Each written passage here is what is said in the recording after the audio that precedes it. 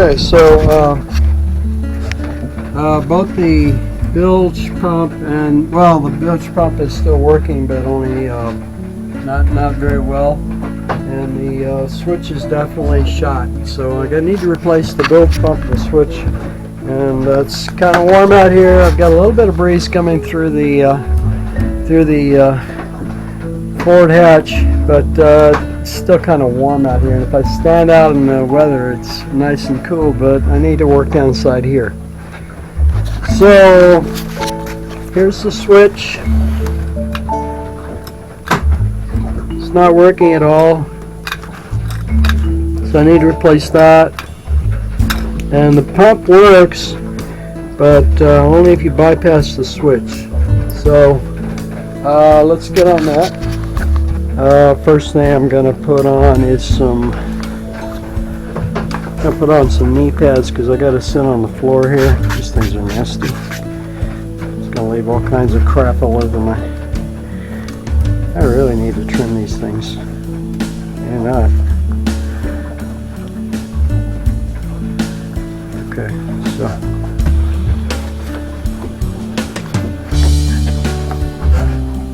pads.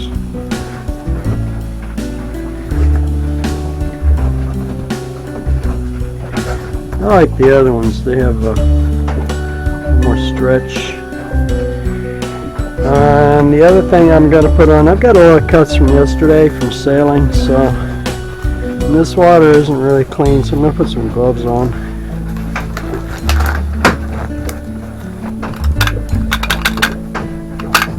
It's just not working at all. This thing you see down here, that's called a bilge sock, and this guy is for absorbing oil in the water. I think it's required for certain size boats. Once it starts getting heavy, it's real light, it floats in the water, but if it starts getting heavy, it's time to replace it. A lot of marinas will give you a bilge sock for free. Okay, here's my pump. I want to take this thing out first. Looks like I just need a Phillips head screwdriver to pop that out, because it's not any good.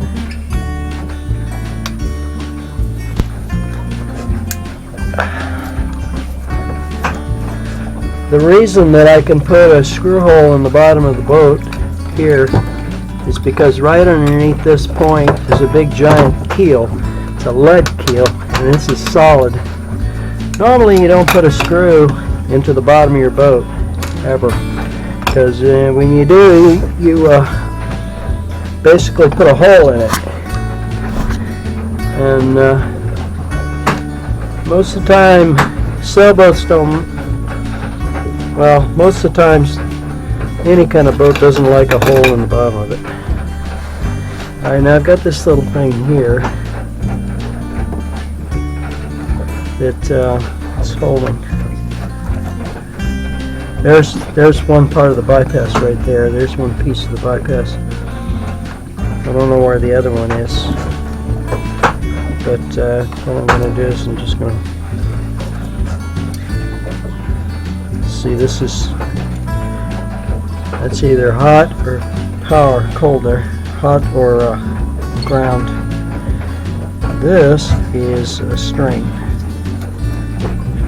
Let's get these out of here. There's one.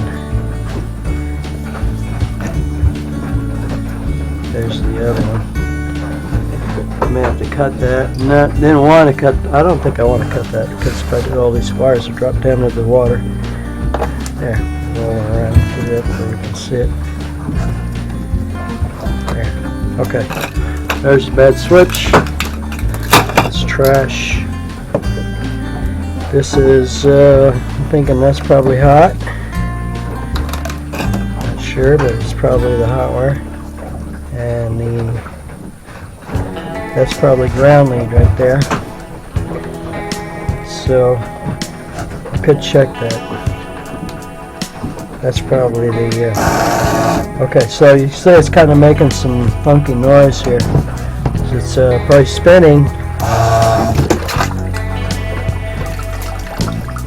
but it's working.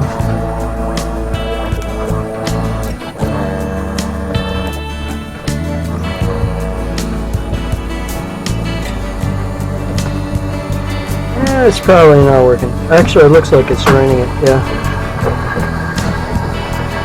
Yeah, it's draining, so it's working.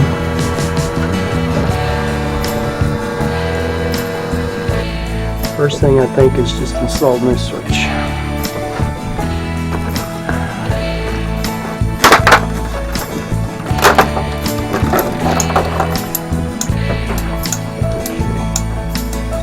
So I got a screw here. And you're probably wondering why I'm not installing it on the bottom and I'm installing it here instead, and that is because it doesn't need to be on the bottom. A little bit of water down there doesn't hurt anything. This is basically an emergency.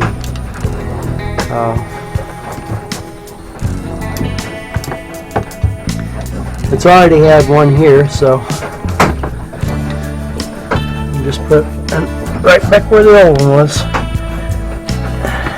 As you can see, these switches go bad. I need a short screw. Let's take the other one out.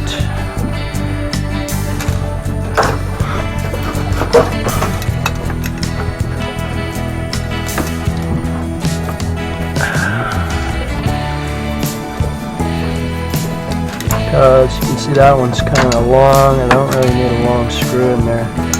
Even these two are almost too long. The switch isn't. Oh, look at it. It's a dead fish. This switch should not be polar.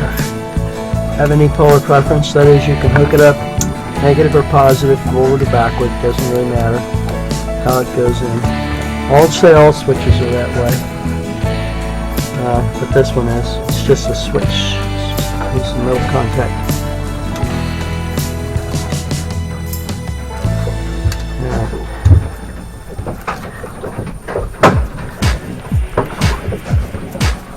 I don't want to move around too much, so I'm going to lock this down. So now when the water comes up to this level, it'll flip on. It's still popping up and down. I don't need shorter screws still. Or tighten at least one of them down so it doesn't pop up or down. This is fresh water. If it was salt water, I would be worried about getting the contacts in it. But fresh water, I'm not too worried about the contacts. I think as long as I keep them dry mostly. Hang on to screws, don't throw them out. Okay, I think this is my ground. So the next thing is take this guy out. And I haven't told you this yet. The way that this switch works is that there's a float. It's called a float switch. And when the water comes up to this, it raises this float up, and then it flips on the. It causes that to flip on, and then it pumps the water out. But right now the water is very low, so and then of course when the water gets back down low again, it shuts off. I want to check and make sure, because I got a new pump here, and it looks about like this one. This one, let's see, just flipped on. Because you gotta make sure that these right here are gonna fit this right here. And of course, when you see the black is going to go to the black, and the brown is going to be going to the brown.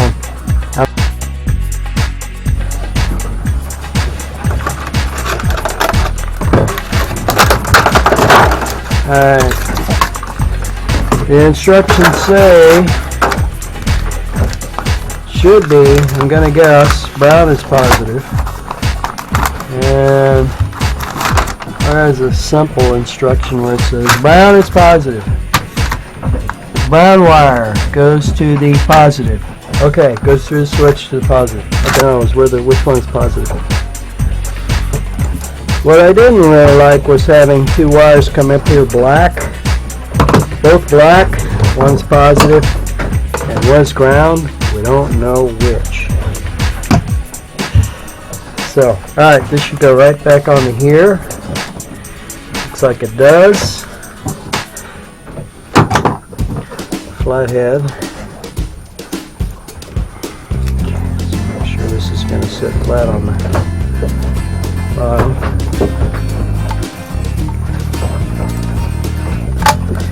Okay, it's nice and tight. I don't know what this one is here for. I'm being careful not to stick this into my finger. Okay.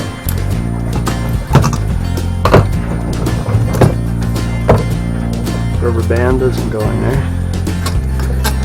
Just want to try and go in there. Alright, so this part goes there.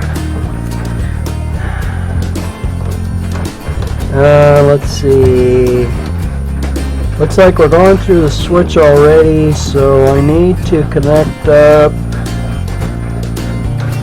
This is going to the old one, so this goes to the brown wire. So what I'm going to do is take this one out, take the brown wire off of here, and put that switch in there. Give it a little spin here. Looks like I've already lost my glove here, my thumb's coming out of here.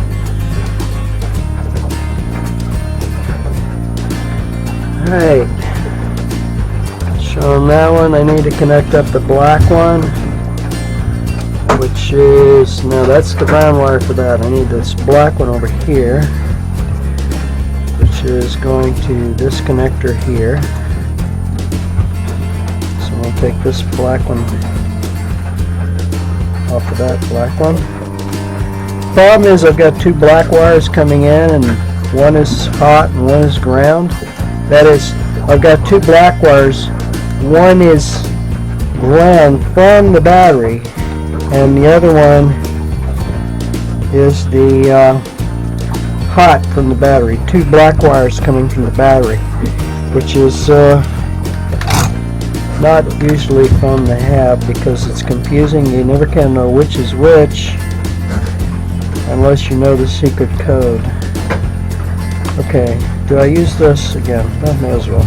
It came off and it's been working. Alright, smoke test. Either smokes or it works, so we'll see. Okay, it's working. Well, I think it's working.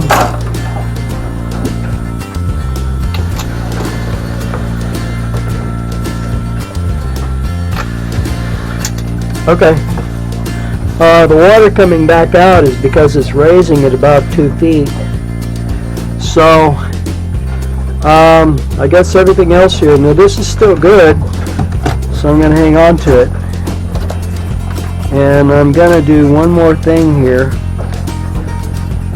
This is a good, it's semi-good. It makes noise, but it'll be a backup in case I need one. So I'm going to hang on to this and we'll stow it somewhere. Okay, and you notice how all of the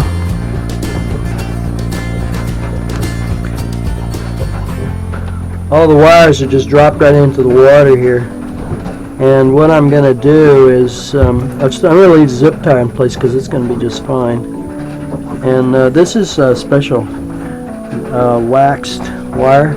But you see, the first place this cap went is right into the water. And I've got another one around here somewhere. I think I just got 3 of them. Let's make sure I get all these wires here and bring them up. And I'm going to tie this string. That's why I wish I had some zip wire or zip tie. Because the zip tie it's fast. All you do is just zip it and you're done. This works just as well. The idea is to keep it out of the water. Keep all these caps out of the water. So I drilled this hole here a long time ago to hold it. There's already string here, but I guess I never cut that. It's the waxed string. So it's made for a wire. Okay, and then we're not going to leave it that way. Cut this this. Otherwise it's going to be in the way. Okay. Alright. And then still got some leftover string for later. Some other time. Some other day. Some other thing. Alright. So that's it. It works. Okay. We're back in business. The boat is still afloat. Thanks for watching my program. If you like my videos, be sure and subscribe to my YouTube channel. And for an organized listing of my YouTube videos, go to my website, www.wherearemyplacebos.com, and click on videos. Have a great day.